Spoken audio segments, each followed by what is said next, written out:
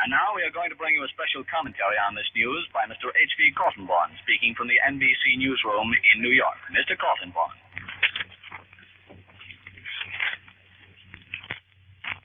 You can say it with emphasis, for it's ringing in millions of hearts all over the world tonight. That glad, glad news that we've been waiting for years.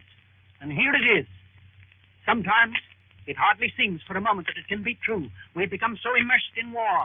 We have lived the war so completely, so intensely, that this transition from one moment to the next into peace seems almost impossible to realize. And yet, we know it's true. We know that the President of the United States has told us that it was true. And here is what he said. The words deserve repeating again and again. I have received this afternoon a message from the Japanese government in reply to the message forwarded to that government on August 11th. I deem this reply a full acceptance of the Potsdam Declaration, which specifies the unconditional surrender of Japan. In the reply, there is no qualification. Arrangements are now being made for the formal signing of surrender terms at the earliest possible moment. General Douglas MacArthur has been appointed the Supreme Allied Commander to receive the Japanese surrender. Great Britain, Russia, and China will be represented by high-ranking officers. Meantime, the Allied armed forces have been ordered to suspend offensive action. The proclamation of VJ Day must wait upon the formal signing of the surrender terms by Japan. Following is the Japanese government's message accepting our terms.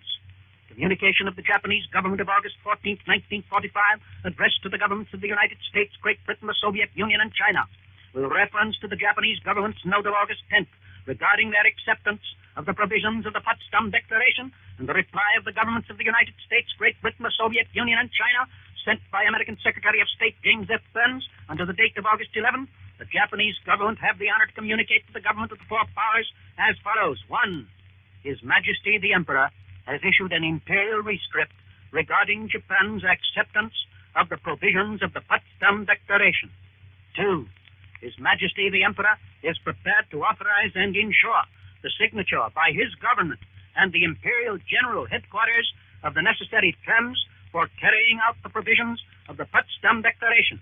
His Majesty is also prepared to issue his commands to all the military, naval, and air authorities of Japan and all the forces under their control, wherever located, to cease active operations, to surrender arms, and to issue such other orders as may be required by the Supreme Commander of the Allied Forces for the execution of the above-mentioned terms. Nothing could be more complete, more absolute, more devoid of the slightest qualification.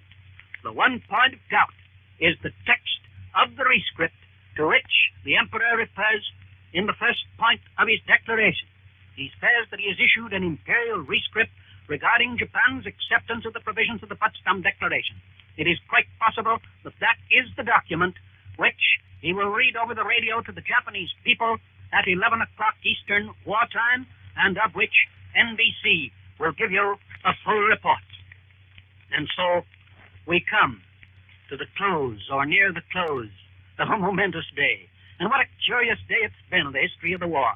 Those of us who followed the press and radio bulletins since the day began have lived in a twilight zone between war and peace.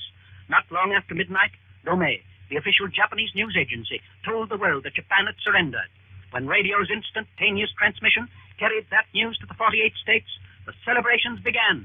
They became riotous in many cities as the morning wore on. But there was no more news. Early reports that the surrender note had reached Switzerland were denied. For hours, there was a feeling of frustration. Then, in mid-afternoon, came a broadcast from NBC's Max Jordan, which electrified those who heard it. Scoring one of the big beats of the war, Jordan gave us the first real news of the day. The Japanese note had reached Bern, he said, and would be at the White House in 2 more hours.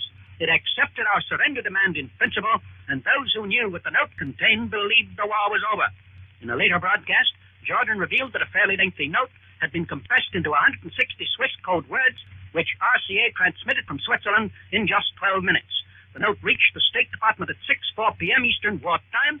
The White House had already learned its general contents from Leland Harrison, our minister to Switzerland, and at 7 o'clock tonight, the news reporters who had been waiting for days around the White House were called into the president's office, and the president gave them the momentous news.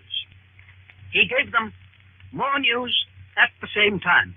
He told them that something like 5 million American men now in the armed forces will be released to civilian life within the next 12 to 18 months.